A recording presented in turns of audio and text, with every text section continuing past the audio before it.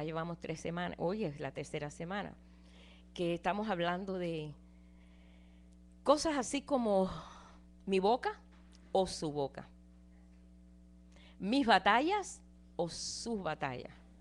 Hoy voy a hablar sobre mi venganza o su venganza.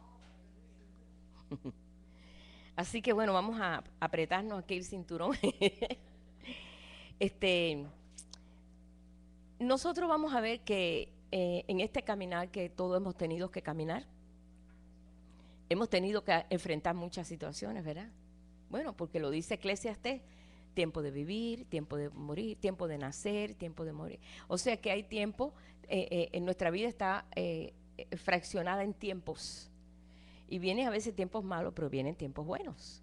Vienen tiempos de estrechez, vienen tiempos de holgura. O sea que nosotros hemos podido pasar por eso, los que tenemos un poquito más de años, un poquito nada más. Nos hemos dado cuenta que así ha sido. Hay tiempos de aprender y hay tiempo de enseñar. Todo está clasificado por tiempo en nuestra vida. Entonces hay tiempos en que nosotros pues tenemos que enfrentar situaciones que quisiéramos nosotros tomar la rienda y decir yo soy aquí el que mando.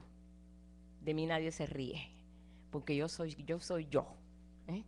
Entonces en estas cosas que nos hemos tenido que vivir todos los que estamos aquí y todos los que están lejos y todos los que irán llegando, no es nada nuevo. Así que hoy no vamos a hablar de algo nuevo, algo que nosotros pues podemos decir ignoramos. Cuando Moisés, Dios le capacitó con todas las inutilidades. O sea, vamos a decir que Moisés no tenía capacidad para algunas cosas ya, porque era tartamudo. Era la cosa peor que tenía, era que había perdido el habla. Ya no era fácil él en habla. Pero más sin embargo, como Dios sabía el potencial que había en él, así como lo ven nosotros, porque Dios no se basta solamente en lo que yo pueda decirle al Señor o presentarle un resumen al Señor y decir, mira, estas son mis habilidades. El Señor sabe sacar de nosotros las habilidades que Él quiere, porque Él es soberano, ¿verdad? Y cuando Dios le dio a él la capacidad para hacer toda la maravilla esa que hizo, que fue yo digo que es una maravilla lo que él hizo, salir con un pueblo mezclado, con pensamientos muy diversos, un pueblo cautivo por 430 años, sin valor, sin estima propia. No es fácil dirigir un pueblo de casi 2 millones de personas con poca estima y mezcla de creencias y cuantas cosas que sacó al pueblo de Egipto. Y en la etapa esa que Dios lo que les dio un empujón bien grande, mostrándole las maravillas y en esas 10 tremendas plagas que mandó sobre Egipto, y ellos vieron el brazo de Dios, porque a ellos no les tocó ninguna plaga. O sea que ellos vieron que Dios hacía distinción. Ellos pudieron ver un Dios que amparaba, un Dios que los cuidaba. Esa es la primera cosa que nosotros aprendemos cuando venimos al Señor. Y conocemos un Dios que te ampara, que te cuida. Nosotros decimos, ay, ¿por qué al principio cuando yo no sabía nada el Señor obraba en mi vida tan rápido? El Señor se estaba dando a conocerte a ti en su grandeza. Pero después que empezamos nosotros a caminar, el Señor quería que desarrolláramos otras habilidades, ¿no? El conocerlo a Él más, el caminar con más obediencia, atento a la voluntad de Él, y entonces más demanda de nosotros, ¿verdad? Porque nosotros no demandamos de un bebé, nosotros no demandamos de un niño solamente que se porte bien. Pero cuando ya crece, ya le demandamos obediencia, tiene que hacer esto, tiene que hacer aquello, y ya le ponemos deberes. Y ya es diferente porque ya tiene más conocimiento. Por eso que dice que el conocimiento duele. Mientras más conocemos, más dolor tenemos, ¿no? Porque más nos vemos responsables. Pues Moisés, cuando pasó por lo que pasó y preparó al pueblo y al pueblo caminó y enfrentó el paso del Mar Rojo, y ahí Dios le dio un cántico. Dios le dijo, haz un cántico, y preparó un cántico en el cual él decía que podía acabar con todos los enemigos y todo. Y ese cántico se lo enseñó al pueblo. Dios le dijo, enséñaselo al pueblo. Y que lo canten, y que lo canten, y que lo canten. Y ellos lo cantaron. Pero cuando ya ellos estaban para entrar a la tierra prometida, tuvieron que aprenderse otro canto. Pero este canto era más largo. Era un canto de como 42 versículos. un tremendo cántico. Yo digo, ah, caramba, yo hice este cántico para enseñarlo y se me pareció muy largo. Yo dije, eso no es nada comparado a lo que Moisés enseñó, que eran 42 versículos.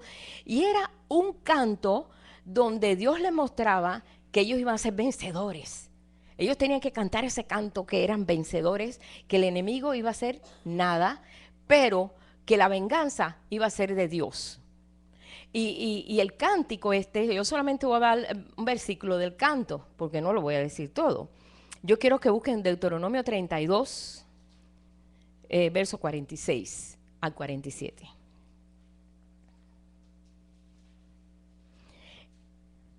Y en ese cántico, que lo voy a poner aquí, pero esa es la recomendación que le da Dios a Moisés. En este cántico hay un verso que se encuentra, vamos a buscarlo aquí.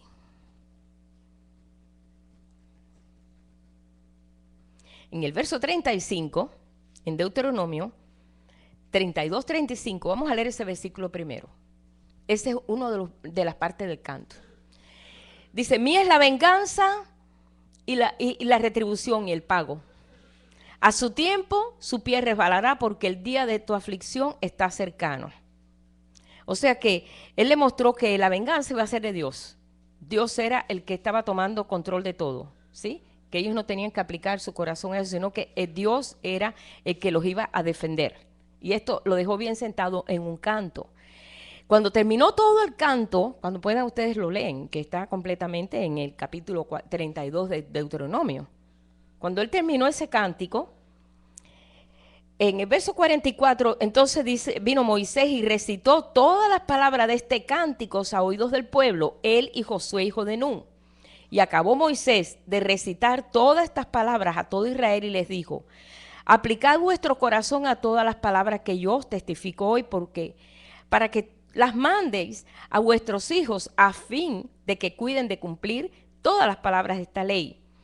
Porque no es cosa vana, es vuestra vida, y por medio de esta ley haréis prolongar vuestros días sobre la tierra a donde pasáis, pasando el Jordán para tomar posesión de ella. O sea, mantengan esto como algo que es lo que te va a prolongar la vida.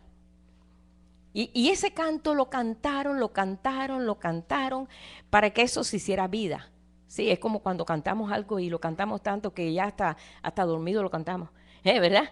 ¿Por qué? Porque se nos pega, como decimos, se nos pega el canto.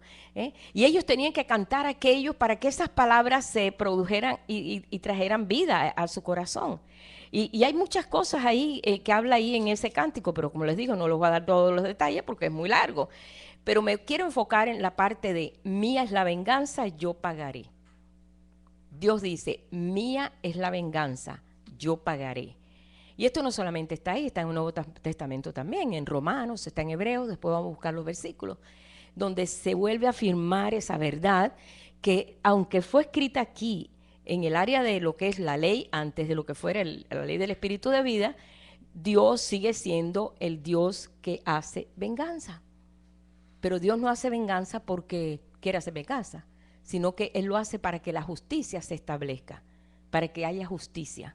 Él tiene que cumplirlo. Y Él lo hace. Por esta razón, en el Salmo 18, verso 46, David le dirigió a Jehová este cántico cuando fue librado de la mano de Saúl. Y David estaba consciente que, espérate, la venganza es de Dios, ¿yo qué tengo que hacer? No, yo no puedo levantar mi mano contra el rey. Aparte, él está ungido por Dios. No, aunque sea malo, esté loco. Yo no puedo hacer eso. Así que yo voy a evitar por todos los medios de yo lastimar, ofender al rey siquiera. Voy a tener tanto cuidado de eso. Dice aquí quiero leer un pedacito y lo voy a leer en la versión esa aramea que me gusta mucho. Dice, viva Jehová y bendita sea mi roca y enaltecido sea el Dios de mi salvación, el Dios que venga mis agravios, el Dios que se pone en el lugar donde yo debía haberme puesto, pero no me da permiso Dios para nosotros defender nuestra causa. Y somete pueblos debajo de mí, el que me libra de mis enemigos y aún me eleva sobre los que se levantan contra mí. Me libraste de varón violento, por tanto yo te confesaré entre las naciones, oh Jehová, y cantaré a tu nombre. Yo creo que podemos aprendernos ese canto. Eso fue un salmo que David, inspirado porque Dios le defendió de Saúl, de su enemigo número uno, que ni él ni siquiera buscó ese enemigo. A veces los enemigos nosotros no los buscamos.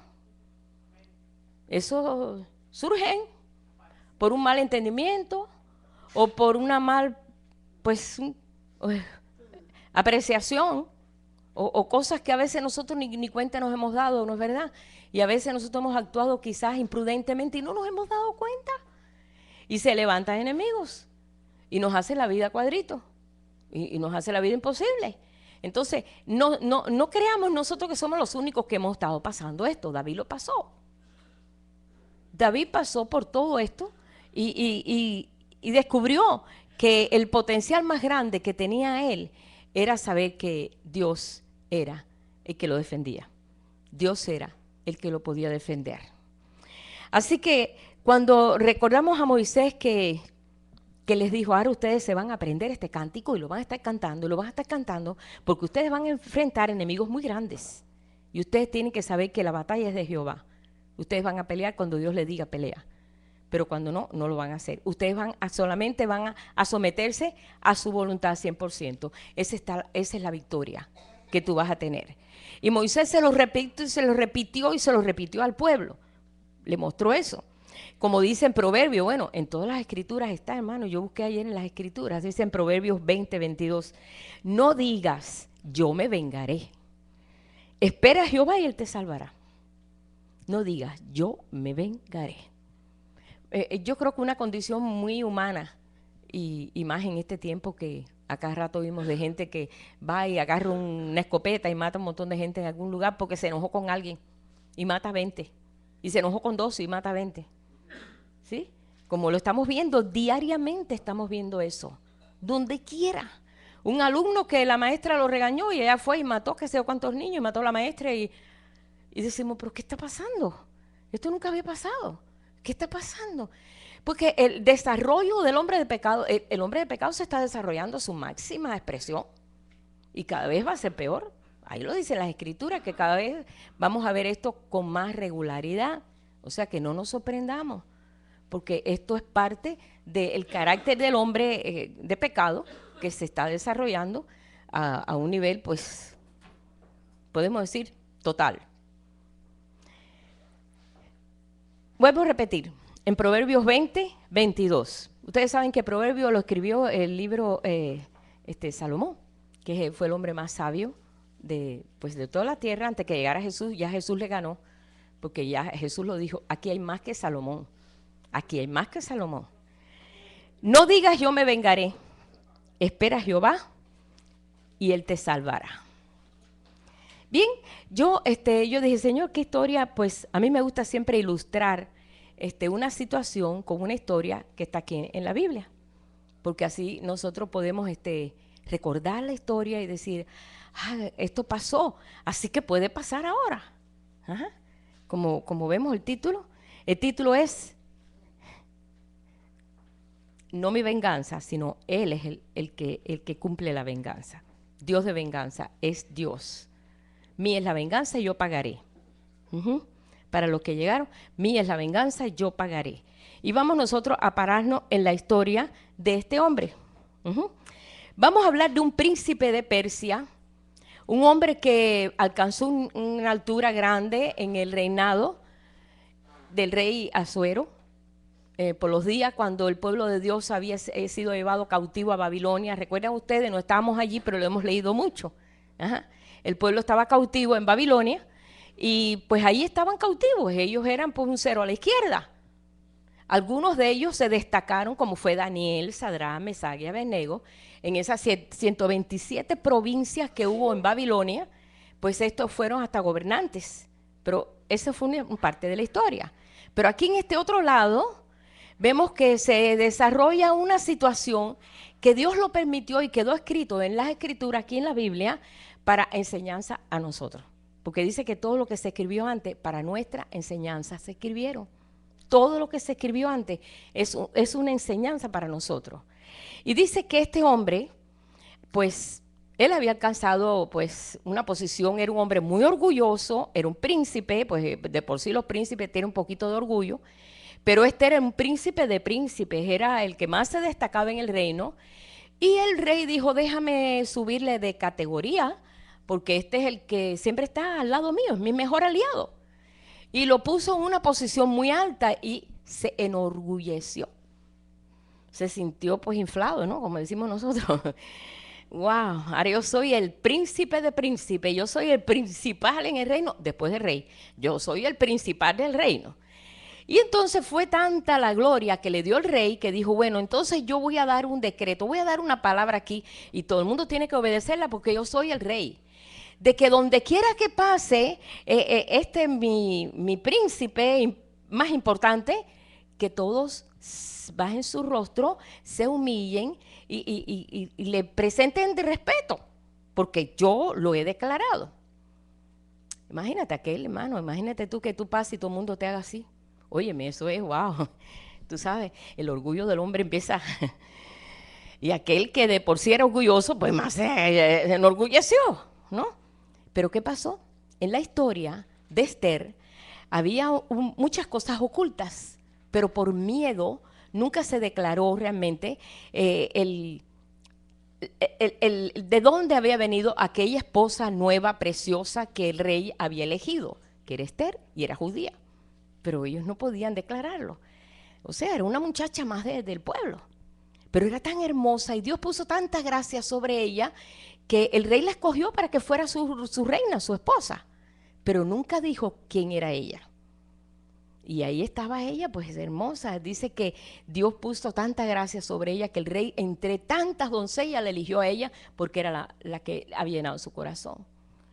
Bueno, todo estaba muy bien, la historia parecía muy buena, pero esta muchacha tenía un tío que era su padre adoptivo, porque sus padres habían muerto y él la adoptó.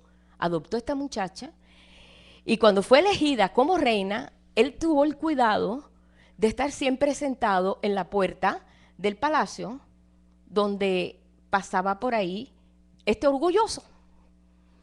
Como era judío y el judío no podía postrarse delante de nadie que no fuera su Dios, él no se postraba. Él dijo, no, yo respeto lo que yo creo y yo no me puedo postrar delante de este hombre. Entonces no se postraba delante de ese hombre. Y este hombre cuando pasó y vio que no se postraba, le hirió su orgullo. ¿Cuántas veces nuestro orgullo no es herido y nosotros nos sentimos tan mal porque no somos tomados con respeto? Y él se dio cuenta que este hombre estaba violando esa orden del rey y empezó a sentirse un poco inquieto, un poco molesto. Dijo, esto no está bien. Eso no está bien, que este hombre no se venga a postrar delante de mí y que no me tome en consideración y que esté ahí sentado ahí a la puerta del rey. ¿Por qué tiene que estar sentado en el pórtico real? ¿Por qué ese hombre tiene que estar sentado en el pórtico real? A ver, ¿por qué? Pero no podía decir más nada. Comenzó a traer un mal de fondo, como nosotros decimos. La gente a veces empieza a preparar un mal de fondo y cuando viene a ver, te forman una guerra. Y tú ni te das cuenta cuando la guerra comenzó. Todo lo que hizo Mardoqueo fue obedecer a su Dios. A veces nosotros por obedecer a nuestro Dios ofendemos a otra gente. Ofendemos. Y te dice, oye, pero tú nada más que estás metido en la iglesia, o tú nada más que las cosas de Dios y todo te importa lo de Dios. Y a veces nosotros levantamos esas ronchas, hermano. No te asustes porque Mardoqueo la levantó primero que tú. Así que eso no es nada nuevo, ¿sí? Y en esos días que él pasó por todo esto, y vamos a ver aquí, yo quiero que veamos cómo este hombre podía acabar con eso. Y empezó a maquinar. Hay algo que nosotros nos damos cuenta cómo el enemigo maquina por debajo de él y empieza a ponerte cosas aquí en contra de cualquiera. Estoy hablando de cosas muy naturales. Yo sé que esto es cosas naturales, pero son cosas que nos mortifican y a veces no podemos salir de ellas. Nos vemos atrapados en ellas porque por lo regular esta situación nos atrapa. Mardoqueo estaba encantado de la vida, él obedecía a su Dios y él solamente estaba ahí porque quería saber que algo no le pasara a su hija, bueno, pues adoptiva, porque ahora era su hija, él la había adoptado, dice aquí en la escritura que él la adoptó. ¿Y qué pasó? Pues estando él ahí en la puerta, porque Dios permitió que estuviera en la puerta, escuchó a dos eunucos. Ustedes saben que un eunuco es un hombre que ha sido castrado para cuidar el harén del rey. O sea, esa gente solamente se dedica exclusivamente a atender al rey y a las mujeres del rey. Y habían dos eunucos ahí que estaban medios enojados con el rey y dijeron, vamos a ver cómo matamos al rey. Y empezaron a confabularse y Mardoqueo lo escuchó. Mardoqueo escuchó y dijo, ah caramba, quieren matar al rey. Y enseguida le dio una nota a Esther y le dijo, Esther, hay dos hombres que se llaman fulano y mengano y están tramando algo para matar al rey. Entonces inmediatamente Esther movió la cosa en el reinado ahí adentro y esa gente fueron apresados y esa gente fueron sentenciados. Pero nada de eso se escribió en ningún lado. Nada de eso, solamente pasó y el rey ni se enteró. O sea que el rey no se enteró de nada de estas cosas. Pasaron los días. El odio en este hombre se empezó a crecer. Él no sabía nada de lo que había pasado. Resulta que Mardoqueo, siendo un judío, un cero a la izquierda, había salvado la vida del rey y nadie se había enterado. Había hecho una obra buena en medio de lo que estaba viviendo. Ajeno de los pensamientos de este superpríncipe, ¿no? Estaba completamente ajeno. Cuando vemos esta situación y este hombre que se llamaba Amán, comenzó a maquinar, ¿qué debo hacer? ¿Qué debo hacer para exterminar a este hombre? ¿Qué debo hacer? Porque me mortifica. Cada vez que yo llego ahí a ese lugar para estar con el rey, está ese judío, pues sabía todo el mundo que era judío, él lo había dicho. Yo no me postro delante de ese hombre porque mi Dios es mi Dios y mi Dios dice que no me debo postrar delante de nadie que no sea él. Y dice, y dejó bien claro a todos allí que él era judío. Él no tenía miedo, no tenía temor. Él estaba bien plantado, él sabía. Y es tan importante saber que lo que nosotros creemos. Si nosotros creemos un Dios tan grande, tan victorioso, un Dios que venga tu venganza, o sea, un Dios que toma a favor de lo que tú estás sufriendo, lo que estás pasando. Un Dios que no pasa por alto lo que tú te estás ocurriendo. Un Dios que ha contado tus cabellos y sabe cuántos tienes. Si es que tienes, ¿verdad? Porque algunos ya no tienen. Pero conoce todos los cabellos, ¿no? De nuestra cabeza, así dice. Él los conoce todos. Un Dios que está al tanto de nosotros. ¿Cómo no va a estar al tanto de un agravio? ¿Cómo no va a estar al tanto algo que te está quitando a ti la paz? Está al tanto de todas las cosas. Por eso en el cántico de Moisés, Dios le dice, acuérdate que mía es la venganza, yo pagaré. Mía es la venganza, yo soy un Dios que puedo vengar, pero mi venganza es justa y la venganza de los hombres no es justa. En esos pensamientos estaba Amán y el rey ajeno. Entonces dijo, ya sé cómo yo voy a hacer la cosa. Para poder destruir un hombre, yo voy a mandar a ver si el rey manda a destruir la nación entera judía. Para matar a un hombre, fíjense cómo actúa el enemigo. Entonces le dijo, hay un pueblo esparcido en todo tu reino con diferentes leyes y no guardan tus leyes, oh rey, y nada te beneficia dejarlos vivir. Si le place al rey, decrete que sean destruidos, porque tienen otra ley. Ellos nunca le dijo, óyeme, allá afuera hay un judío que se sienta ahí que no se postra delante de mí. No, porque tú sabes, no se iba a rebajar así. Es lo que iba a decir. Ellos no cumplen la ley como tú mandas. Y te va a hacer daño. Va a afectar el reino. Va a afectar las 127 provincias que tienes tú, donde tú riges. Y el rey dijo, bueno, ¿verdad? Es cierto, no me había percatado de eso. Bueno, pues vamos a hacer la ley. Y ahí levantaron, hicieron un decreto y lo marcó, le puso el anillo real y sí, vamos a mandar a que sean destruidos todos cierto día. Va a ser un día 13. Vaya, qué casualidad de un día 13. Aquí que dice que el día 13, que el día 13. Por esa razón es que dicen que es el día 13, porque es la fiesta de Purín, que le llaman. Es el 13. Dice, ese día todos esos pueblos que están dispersos en las 127 provincias van a ser destruidos y no se pueden defender. Tienen que esperar que lleguen y maten mujeres, hombres, niños, todo, todo. Y robar sus posesiones completamente, imagínense. Esa fue la situación, podemos decir, cuando tenemos que enfrentar nosotros una situación así, nunca nos hemos visto en esa situación, ¿verdad? De que diga, bueno, vamos a destruir aquí a todos los latinos de aquí de Estados Unidos. ¡Ay, mi madre! ¿A dónde nos metemos? No va a ser así, esto es un ejemplo nada más. Imagínate qué angustia. No, me tiño el pelo bien de amarillo y ahí yo, pues a ver qué invento, pero algo invento, ¿eh? Nos escondemos, algo tenemos que inventar, ¿no? No, ¿sabe lo que ellos hicieron, hermano? Y esto es tan importante. Cuando viene el decreto, sabes que todo pueblo, todos los judíos que estaban dispersos, se rasgaron las vestiduras y empezaron a orar. Porque ellos sabían que la venganza era de Dios. Y no se podían defender en eso. O sea que sabían que la venganza era de Dios. Entonces, ¿qué hicieron? Se rasgaron sus vestiduras, se vistieron de, como dice, de cilicio, de luto, se vistieron de luto, se enlutaron y a llorar y ayunar y a orar a Dios y clamar a Dios por sus hijos y por sus pertenencias y por su familia. Y todos estaban llorando.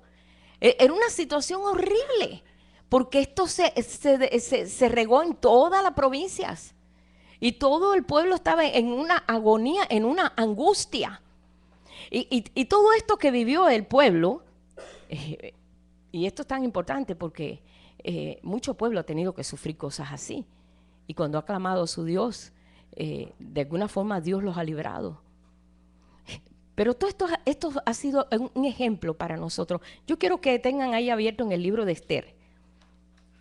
Quiero que tengan ahí abierto en el libro de Esther, porque ahí vamos algo vamos a hablar ahí, a cada ratito. ¿Ok?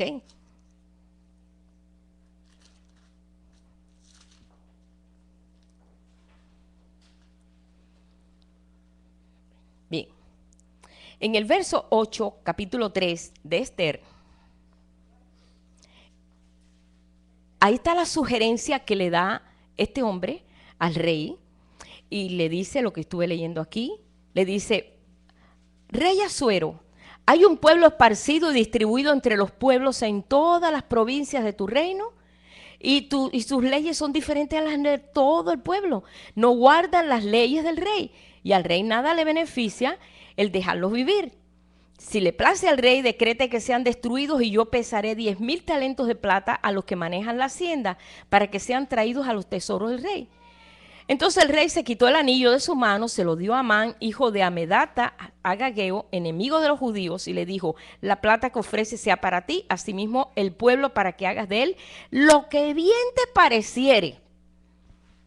Lo que tú digas, acuérdate que tú eres mi mano derecha, haz lo que tú digas.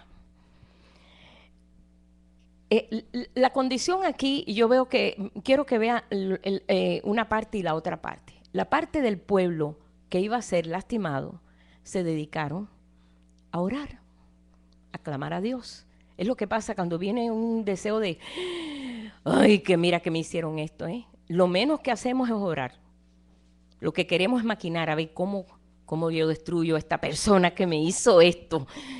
Ojalá le pase. Y empezamos a maldecir, porque cuando tú dices mal de alguien, tú estás maldiciendo. No es que dices una mala palabra, es que hablas mal. Y empiezas a desearle que en tu mente elaboras una guerra. Y comienzas a pensar cómo yo puedo destruir a esta persona, cómo yo puedo destruir esta lengua, cómo yo puedo, cuando realmente ellos lo que hicieron fue clamar a Dios. Clama a mí y yo responderé. Eran pueblo de Dios y ellos sabían que estaban a la merced ahí de este pueblo, eran allí, cautivos allí, no tenían voz ni voto. No tenían ni ellos para decidir, ni para defenderse, ni para nada. Pero ellos tenían un defensor. Y eso es lo que no sabía este pueblo. Que ellos tenían uno que los defendía. Y los defendía hasta la muerte. Y estando en esta situación, porque el odio que se fue filtrando en Amán fue cada vez más grande y fue más grande y más grande. Y dijo, yo tengo que ver cómo yo puedo, a ver, pues ya Dios, el Dios de esta gente, pues no les va a socorrer. Así que vamos a hacer una cosa. Yo voy a planear esto.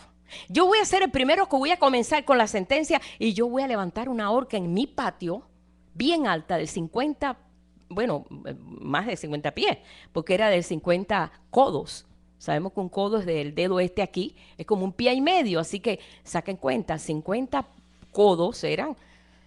Levantó una horca súper alta, dice, yo soy el primero que voy a abrir con esta sentencia y voy a ahorcar ahí a Mardoqueo para que sepa aquí quién manda. Y él preparó la horca.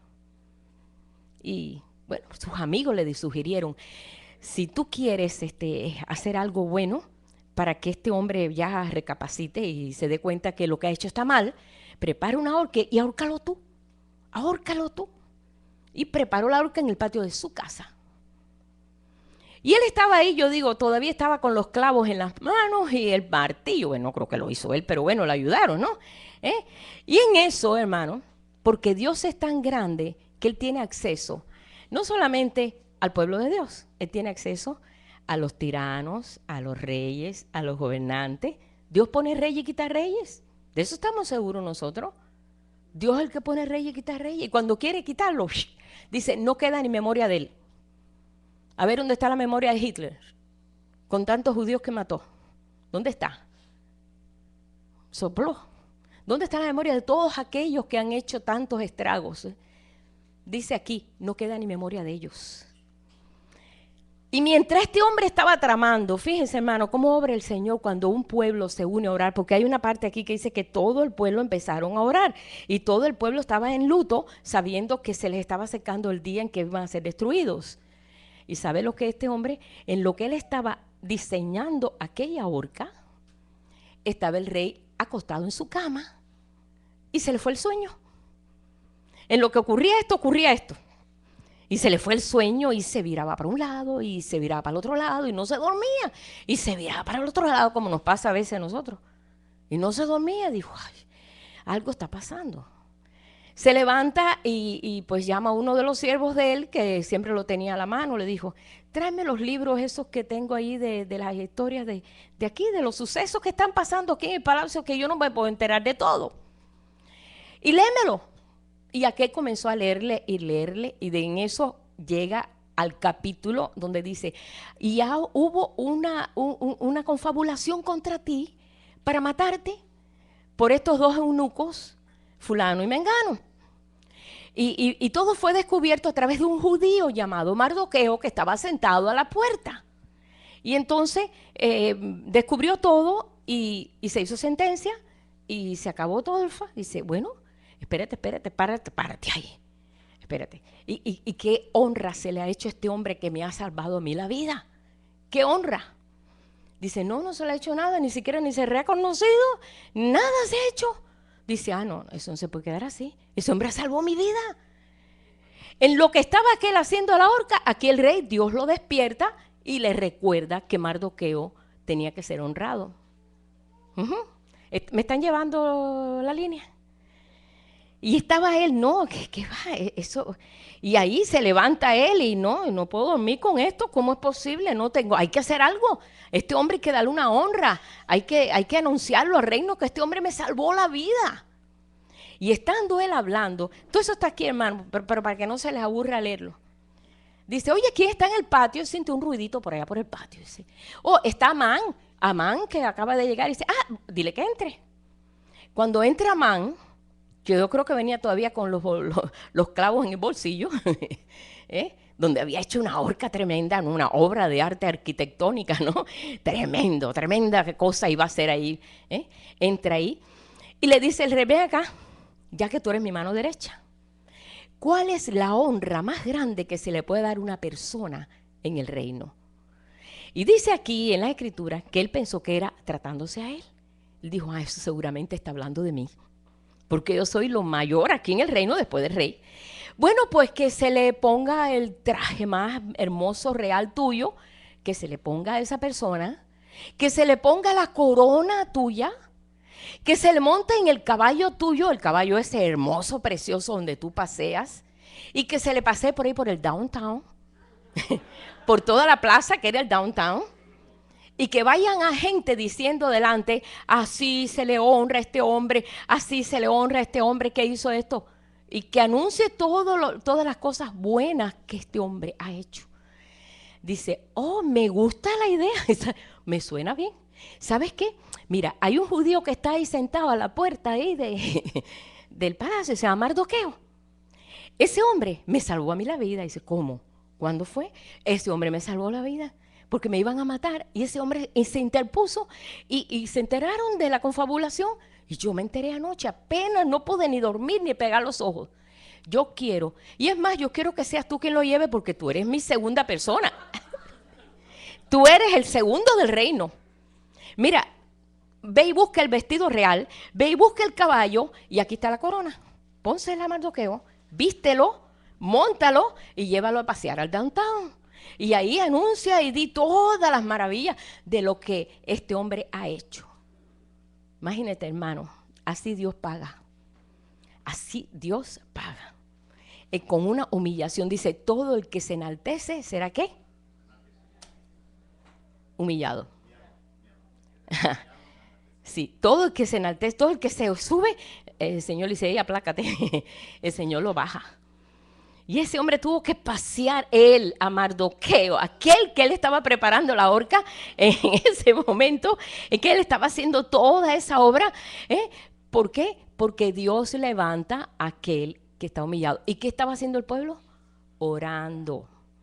Porque a veces le decimos, hermano, mira, esta situación que tengo, hermana, no sé qué hacerme.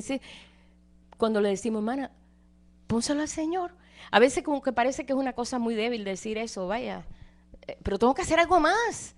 No, ponte al Señor esto.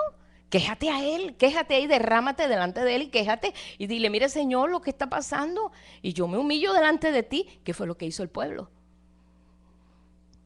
Pues cuando ese hombre llegó, estaba tan enojado, que la esposa le dijo, mira, tú no te preocupes, tú tranquilo, ya tienes la horca hecha y ya está todo preparado y tú no te preocupes, que todo se va a cumplir. Esta humillación que tú pasaste, ya no la vas a pasar más.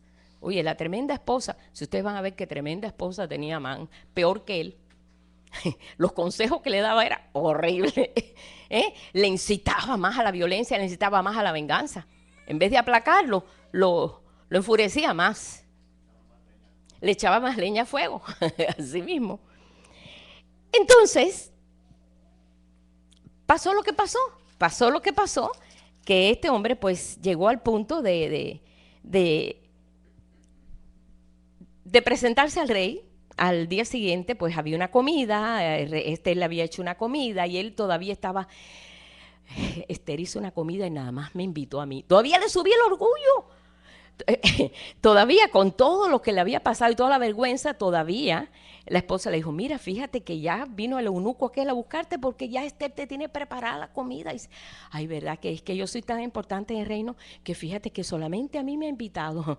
No sabía que iba a ser todo descubierto completamente, porque el Señor, la estrategia es de Dios. Dios es el que arma la estrategia, Dios arma todas las cosas. Y tú parece que tú eres el reo de muerte, pero simplemente sales a victoria. Y él pensó que iba a ir allí, pues le iban a dar una comida. Bueno, pues qué bueno, ya pasé el mal trago, pero como quiera tengo la horca preparada y como quiera lo voy a ahorcar. Y no sabe que ahí se descubre todo. Ahí Esther le dice, el rey le dijo, si tú quieres la mitad del reino te doy. Le dijo, la amaba tanto. Y él le dijo, yo tengo algo que decirle, rey, pero quiero hacer una comida, rey, yo quiero declarar algo. Y él le dijo, lo que tú digas, yo te lo acepto. Entonces fue cuando ella declara y dice, mi pueblo va a ser destruido. En ese momento el rey supo que ella era judía. Él no sabía que era judía. ¿Sabes que mi pueblo va a ser destruido? Y si va a ser destruido, yo también voy a ser destruido con el pueblo, yo soy judía también. Y entonces cuando él dice, pero ¿quién tramó esto? Dice, Amán lo tramó. Amán lo tramó. Y ahí fue donde vino a aclararse todas las cosas y el rey se enoja tremendamente. Y entonces, estando tan enojado el rey, el eunuco que estaba parado al lado del rey dice, oye rey, mira, Amán hizo una horca en su patio de su casa. Porque siempre hay chivatitos, ¿verdad? ¿Dónde quieres? No me... Mira, rey, ahí lo dice, hermano, si a mí me dio esta gracia. Dijo en el capítulo 7, verso 9, y dijo Arbona, uno de los eunucos que servían al rey, he aquí que en la casa de Amán la horca de 50 codos de altura que hizo Amán para Mardoqueo, el cual había hablado bien por el rey. Entonces el rey dijo, colgarlo en ella. Resulta que la horca que hizo Amán, él mismo fue colgado en ella. La trampa que levantan contra ti, cuando tú clamas a tu Dios, esa persona cae en su misma trampa. Y allá llevaron, y no solamente a él, ahorcaron 10 hijos de él. Toda su familia se pereció en esta situación. Todo lo que él deseaba hacer con el pueblo, todo eso le pasó a él. Es como para decir, wow, mía es la venganza, Señor. Yo pagaré, dice el Señor. Yo pagaré. Yo tomo control de eso. Yo tomo cuidado de eso. Porque Dios no quiere que nosotros seamos vengativos. Y a veces nosotros, pues, sí lo somos porque nos sentimos a veces tan humillados y tan aplastados. Decimos, ¿por qué? ¿Y por qué? ¿Qué hice? ¿Y qué hice? ¿Y qué hice? Pues, ¿qué hizo David para que lo odiara a Saúl? ¿Qué hizo? Nada. Lo que hizo David, ser un tremendo valiente en el ejército, y todo el pueblo dijo, wow, David acabó con sus miles, con sus 10,000, y Saúl con sus miles. Y por eso solamente, por esa envidia, se buscó tremendo problema. Y él sin comerla ni beberla, ni se daba cuenta, porque no obró en mala forma ni con malicia. Pero Dios tomó venganza, así como tomó venganza. Y yo quiero que veamos el final de esta historia. En esta historia que se encuentra, que es el libro de Esther, que son 10 capítulos, ni siquiera se menciona la palabra Dios. Fíjense, pero habla de todos sus hechos, de todos los hechos que Dios hizo ahí. Cuando termina esto, en capítulo 8,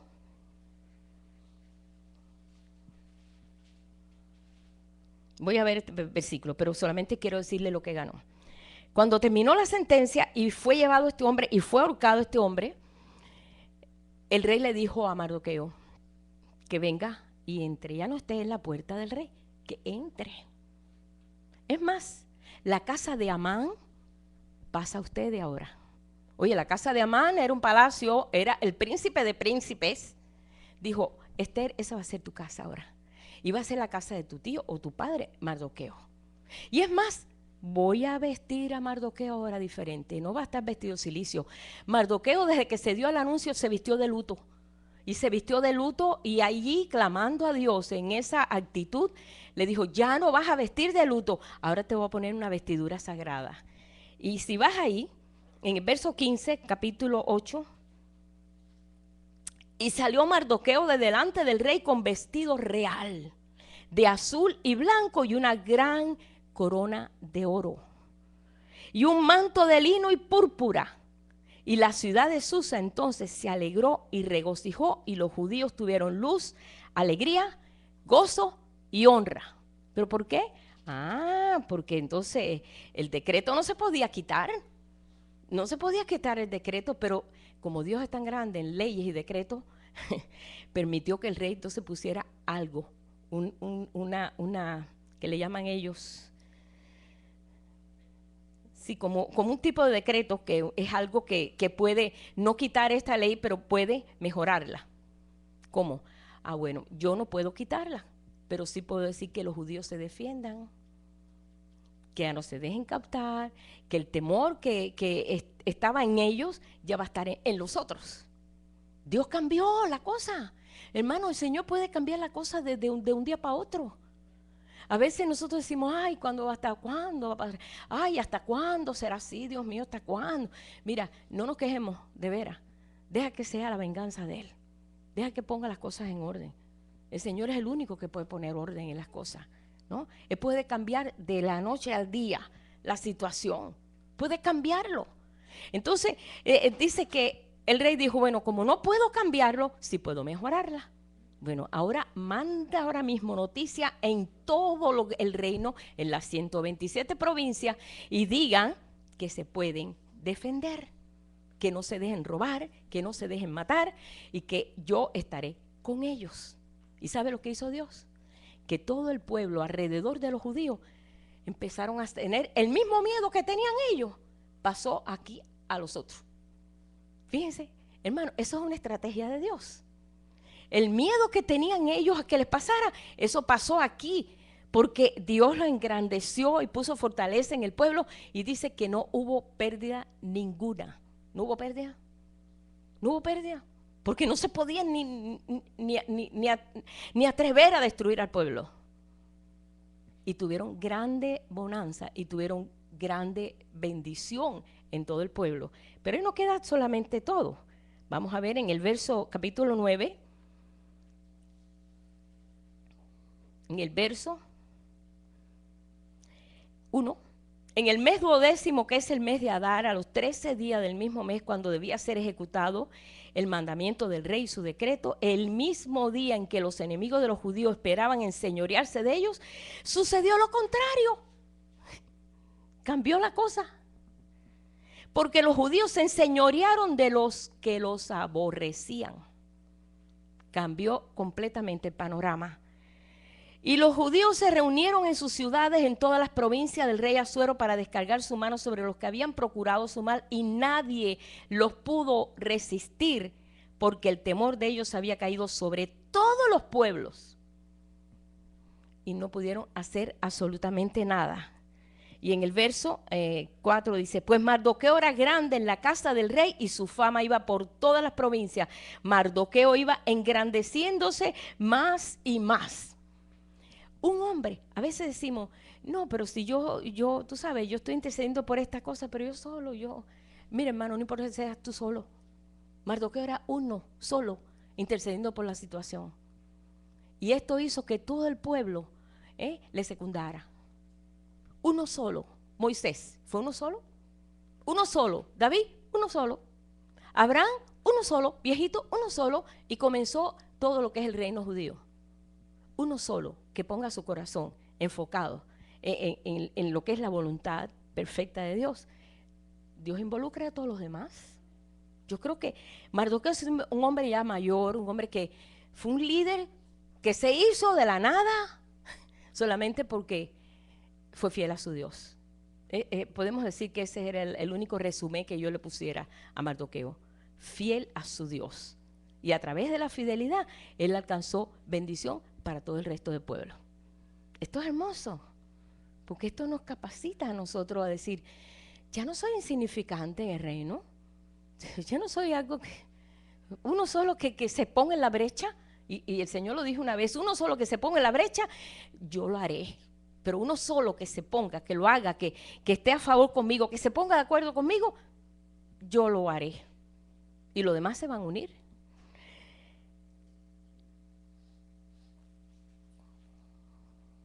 Dice, vamos a ver otro versículo más adelante, capítulo 10. Ese libro está tremendo, hermano. Ese libro está tremendo. En el capítulo 10 dice, y el rey Asuero impuso tributos sobre la tierra hasta las costas del mar y todos los hechos de su poder y autoridad, y el relato sobre la grandeza de Mardoqueo con que el rey le engrandeció, ¿no está escrito en los libros de la crónica de los reyes de Media y de Persia? Porque Mardoqueo el judío fue el segundo después del rey Asuero. Así que el viejito ese que se sentaba a la puerta del pórtico real vino a ser el segundo. ¿No se parece a la historia también de Daniel, que vino a ser el segundo en el reino? ¿No se parece a la historia de José, que vino a ser el segundo después de Faraón? Y dice, y fue después del rey Asuero, y grande entre los judíos y estimado por la multitud de sus hermanos. ¿Por qué? Vamos, los dos últimos párrafos es lo más importante de este versículo. Dice, porque procuró el bienestar de su pueblo. Procuró el bienestar de su pueblo y habló paz para todo su linaje. ¡Qué bendición! todo lo que él quería es hablar paz para su pueblo, todo lo que quería. Él no se estaba defendiendo él mismo. Observen eso, hermano. A veces cuando uno quiere hacer venganza es porque uno quiere que uno sea reconocido, o sea, que uno sea admitido o perdonado, whatever. Pero es diferente. Él quería la paz para todo el pueblo. Él quería que todos alcanzaran eso, pero no a la fuerza, sino a la fuerza de Dios. Y esto nos da a nosotros, pues, un poquito más de apertura, de que cualquier cosa que nosotros tengamos que pasar, sabemos a quién tenemos que clamar. El único que pone las cosas en orden es el Señor. Y si hemos fallado nosotros, también tenemos abogado. Padre, perdóname, me humillo, hice mal decisión, no me salió bien porque yo no pensé que iba a ser, yo pensé mal, perdóname, o me fui, hablé lo que no debía haber hablado, y nos humillamos delante de Él, para que entonces el Señor los restaure y levante el estándar. Si nosotros leemos esto, y después vamos aquí aquí al Nuevo Testamento, aquí vamos a Romanos 12, vamos a ver que la recomendación que es dada aquí en Romanos 12, esto está en el Nuevo Testamento. Podemos decir, bueno, pero eso es una historia del Antiguo Testamento. Vamos a no hacer más distinción, esto es historia del Nuevo Testamento. Es toda la Escritura, es inspirada por Dios. Y todo lo que ocurrieron en los hechos antiguos es para inspirarnos a nosotros, para enseñarnos a nosotros, porque tenemos que aprender de alguna forma. Dice aquí, amados míos, Romanos 12, 19, perdón. Amados míos, nunca se venguen ustedes mismos. Estoy a la versión, no sé si la versión, esta es la versión aramea, me gusta mucho, muy clara.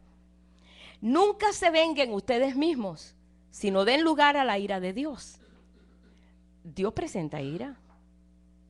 La ira de Dios es una ira con prudencia, con sabiduría. Él sabe cómo manejarla. Nosotros no sabemos manejar la ira. A nosotros, pues, cuando tenemos ira, mira, ni pensarlo, parecemos animales. ¿La verdad? Peor que animales. Porque no sabemos controlarla. No estamos nosotros, no sabemos cómo manejar eso. Déjale la ira a Dios. Dice, porque escrito está, si no te haces justicia por ti mismo, yo te haré justicia, dice Dios. Si no te haces justicia por ti mismo y cruzas tus brazos y dices, Señor, hazme justicia, entonces la hace. Pero cuando tú dices, no, espérate, yo voy a hacer la justicia, tú vas a saber quién soy yo. Porque a mí que me la hace, me la paga. Esa es una palabra que usan mucho, ¿verdad? Hoy lo vemos, hermano, en películas, en novelas, en todo. Esa es una historia ya aburrida. Y es la más rica porque, claro, tú dices, aquí tú vas a ver quién soy yo. Pero mira lo que dice aquí. Si no te haces justicia por ti mismo, yo te haré justicia, dice Dios. Wow. Cuando tú vas a un abogado, el abogado te dice, tú habla lo que yo te diga. Y a veces vemos las personas en los juicios. Yo estuve una vez en un juicio que fui de jurado de esto. Y estaba, pues, muchos jueces. Habían varios abogados. Cada uno traía su reo. Cada uno traía su preso, ¿no? Usted sabe que los trae encadenado y todo ese lío bien feo. Pero fue un abogado y no fue su preso. No, perdón, llevaron al preso, pero el abogado nunca apareció. Nunca apareció. O sea, no pudo ir. Ese preso, pues, se quedó en el limbo porque no tenía nadie que le hablara por él. La voz de él no servía para nada. Él no podía decir, bueno, mira, yo no tengo abogado, pero yo me defiendo. No lo aceptaban, porque la ley no lo acepta. Entonces, cuando decía, yo nunca había visto eso, es la única vez que fui a una cosa de esa, yo aprendí, el Señor me enseñó. Entonces, cuando dijeron, fulana de tal, no respondía la mujer, respondía el abogado. Aquí estoy presente. Y la mujer así. Porque él le dijo, yo sí que voy a hablar y tú te vas a callar. Así fue en cada uno. Y yo aprendí. Y cuando llegó esa mujer que dijeron, fulana de tal, dijo uno que estaba ahí, no trae abogado. Y dice, sáquenla. No voy a tratar con ella, sáquenla. Wow, yo dije, Señor, entonces tú eres nuestro abogado defensor y tú eres quien saca la cara por nosotros. A mí el Señor me ministró allí, en aquella cosa tan dramática, porque yo nunca había visto eso. cómo los trae encadenados. Yo nunca había visto eso. Y vi eso, yo dije, eso es lo que hace Dios. Si Él es nuestro abogado, y lo dice, Él es el sumo sacerdote, Él es nuestro abogado, el que aboga por nuestra causa. ¡Wow! Aprendí eso, hermano. Y todavía a veces no nos cae el 20 y no nos damos cuenta. Cuando viene la situación, nosotros somos los que peleamos y terminamos todo mellado, todo remendado, porque no sabemos defendernos, no podemos manejar la ira, no tenemos control, no sabemos cómo. Entonces, deja que sea la ira de Él. Ay, Dios mío, dice, porque terrible cosa es caer en manos del Dios vivo. Terrible cosa. En el otro versículo que está en Hebreos 10:30, dice, conocemos al que dijo, mía es la venganza, yo daré el pago. Jehová juzgará a su pueblo. Dice, muy horrenda cosa es caer en manos del Dios vivo. Eso está en Hebreos 10:30. En el Nuevo Testamento está aclarado, hermano. A nosotros nos ha dado aquí, cuando nosotros vamos aquí a leer aquí en este salmo, que a David lo trataron de matar hasta en su cama, hasta en su casa. Hasta en su casa, rodearon la casa a ver cómo lo mataban a David. Y Dios hizo que David se escapara antes. Y David se emocionó tanto cuando se enteró que Dios lo había librado, pues hizo un salmo. Se inspiró, el Espíritu de Dios lo inspiró y le dio este salmo que es el 59. Y le mostró realmente que Dios era el que había defendido su causa. Salmo 59. Vamos a leerlo un momentico. Del 1 al 3, no vamos a leerlo todo.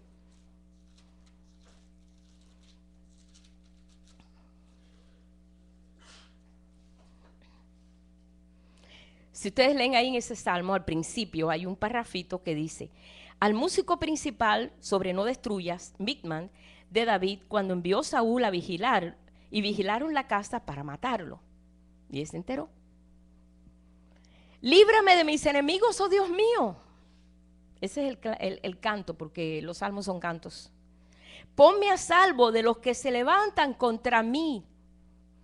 Líbrame de los que cometen iniquidad y sálvame de hombres sanguinarios, porque aquí están acechando mi vida, se han juntado contra mí poderosos, no por falta mía, ni pecado mío, oh Jehová, no porque él había revisado su vida y dijo, no, yo no he hecho nada de ellos, yo no les he hecho nada, ¿por qué me persiguen? ¿Por qué me persiguen? Y Dios le inspiró en este canto, y en ese canto enaltece y levanta al Señor. Y le dice al Señor, gracias Señor, y termina diciendo, pero yo cantaré de tu poder y alabaré de mañana tu misericordia, porque has sido mi amparo y refugio en el día de mi angustia, fortaleza mía, a ti cantaré porque eres, oh Dios, mi refugio, el Dios de mi misericordia. Decir que Dios es mi refugio, es decir que Dios me ampara, me cuida, me rodea, me cuida de mí. Y David usaba mucho esa expresión, Él es mi refugio, donde yo me puedo refugiar y sé que estoy a salvo. Qué hermoso, hermano, que un guerrero como David, que era un hombre de guerra, bueno, cuando quiso hacer el templo, dijo, no, tú has derramado mucha sangre, tu hijo, tú no. Tú vas a preparar todo, pero lo va a edificar tu hijo, has derramado sangre. Él era un guerrero. ¿Y cómo podía someterse a la disciplina de Dios? Porque él sabía el potencial que había en eso.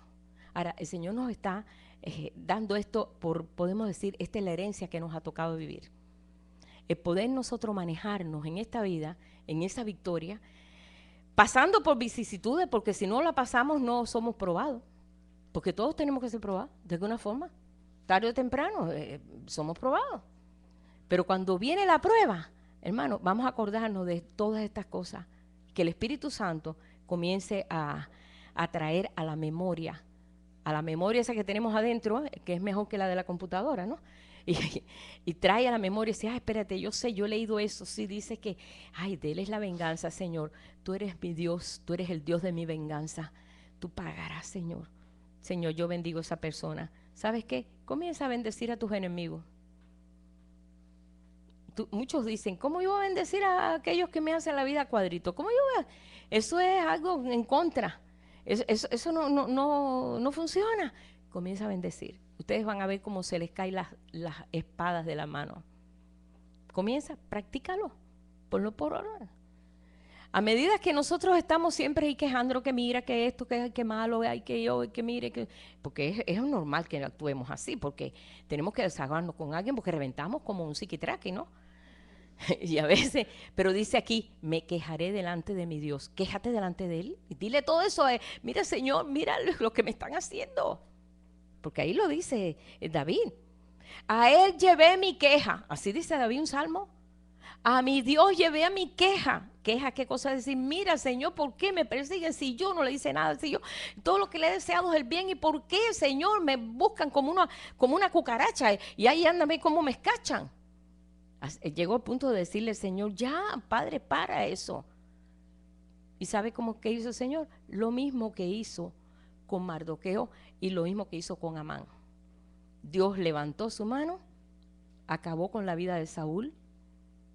De todos los hijos de Saúl murieron, fueron ahorcados.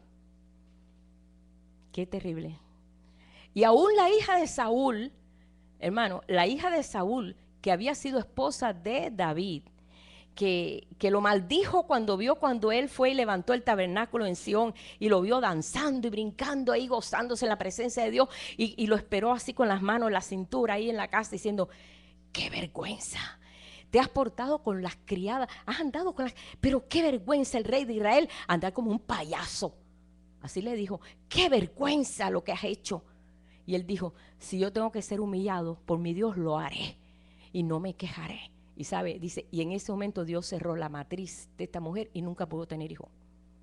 Adoptó 10 y los 10 fueron ahorcados. Le estoy resumiendo la historia, porque me he tratado de estudiar la historia de David de tapa, porque me interesa la forma en que actuó. Los 10 hijos que tuvo fueron ahorcados. Qué tremendo. No quedó herencia, el único que quedó fue Mefiboset, porque era hijo de Jonatán, y Jonatán era el amigo de David. Y David dijo, yo quiero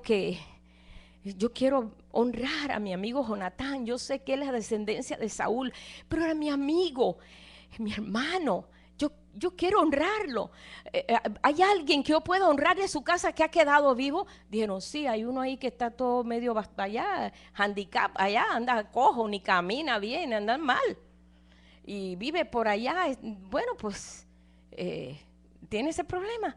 Tráiganmelo, por favor, tráiganmelo. Yo tengo que honrarlo. Y lo mandó a buscar. Lo único que le quedó a Saúl. Y dijo, Mefibosé. Y Mefibosé llegó ahí cojito así todo, porque él de chiquito cuando huyó, la esclava, o sea, la sierva de casa de él, porque estaba matando a todos los hijos de Saúl, se le cayó de las manos el bebé y se le quebraron las piernas y quedó tullido. Entonces nunca pudo caminar y vivía lejos. Y él estaba ignorado ahí, era como decir, pues, una persona en aquel tiempo, en aquel lugar, tullido ahí, era una persona que se tenía que dedicar a pedir limosna o algo. Era una vida horrible, aunque tenía haciendas y todo, pero era alguien que no tenía valor, porque estaba defectuoso. David dijo, solamente quedó él, sí, pero mira cómo está. Yo quiero honrar la memoria de mi amigo, de mi amado Jonatán. ¿Sabe qué, Mefibosé? Tú te vas a sentar a mi mesa a comer todos los días, como mis hijos se sientan a comer. Vas a ser como un hijo para mí. Mira qué amor tan grande de David para poder vencer la enemistad que hubo por el abuelo. O sea, pues vamos a ver aquí en este caso, pues él era el hijo de ¿cómo se llama? De Jonatán, era el nieto de Saúl. Dijo, yo quiero honrar la memoria de él. Tú te vas a sentar aquí en mi mesa todos los días y vas a comer con mis hijos. Y mis hijos cuando vengan a comer, tú vas a venir entre ellos. Mira, qué corazón más tremendo el de David. Qué corazón perdonador. Porque hay quien es implacable. Si me hicieron, que se fastidie a toda esa gente. No, él quiso ponerlo en su lugar. Y estoy hablando de dos personas diferentes. Estoy hablando aquí, en este caso, de Mardoqueo y de David. Pero son ejemplos. Y podemos seguir hablando de David, de José, podemos seguir hablando de todos aquellos que fueron, pues, menospreciados, pasando por humillaciones, y Dios los subió a una altura donde todos tuvieron que honrarlo, porque buscaron a su Dios. La respuesta está esa. ¿Cuál es la respuesta? Que nosotros realmente nos enfoquemos en Él, en estos momentos que no entendemos por qué se levantan contra nosotros. Como hay un salmo que dice, ¿cuántos se levantan contra mí? Como es el Salmo 3. Muchos dicen de mí, no hay salvación en Dios. Sí hay salvación en Dios. Como dice ese salmo, hay salvación en Él. Y estos momentos que nosotros estamos viviendo, que son momentos muy dramáticos y muy gloriosos, porque es el tiempo en que se está desarrollando a la plenitud el hombre de pecado, pero también el hombre de Dios. Se están desarrollando el trigo y la cizaña parejo, ¿ok? Se tienen que desarrollar los dos. Por eso estamos viviendo esa etapa. Entonces, ahora que estamos viviendo esa etapa, vamos a fincarnos bien sobre la roca y vamos a decir, Señor, yo sé que todo va a ir bien si estamos sobre esa roca, que eres tú. Y la roca tuya, Señor, no se deshace. Tú eres firme en tus convicciones y eres firme en tus promesas. Todas las promesas de Dios son siempre sí, son siempre amén. Él las cumple. A veces se demora y tú dices, ay, ¿cuándo se levantará la mano de justicia de mi Dios en medio? No te canses ni tengas temor. El Señor va a cumplir todo lo que Él ha prometido. Dios cumple su promesa. Nosotros a veces no las cumplimos, se nos olvida, se nos pasa por alto, pero Dios no se le olvida. Así como hizo a recordar a Mardoqueo de que alguien había atentado contra su vida y alguien había salvado su vida, así el Señor recuerda cada etapa de nuestra vida para levantarnos en honra. Así que en esta mañana yo le decía, Señor, realmente pues esto es lo que yo quiero compartir con tu pueblo.